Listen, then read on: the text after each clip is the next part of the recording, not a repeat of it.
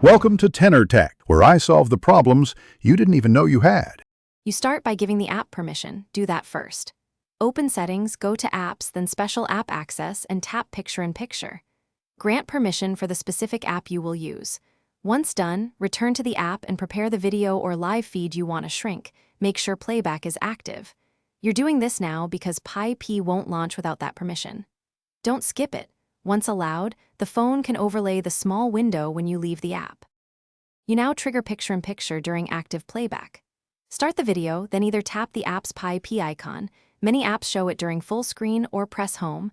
Android auto-triggers PyP for supported apps.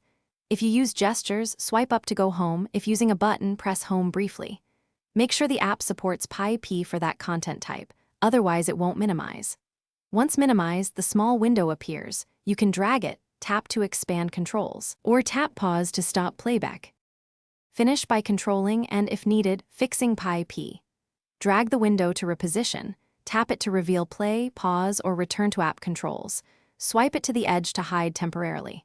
If PyP doesn't start, make sure battery saver or data saver isn't blocking background activity, then check the app's own PyP toggle.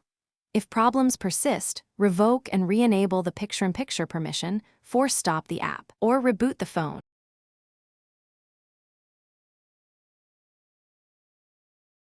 Thanks for watching. Subscribe to keep your life in tune.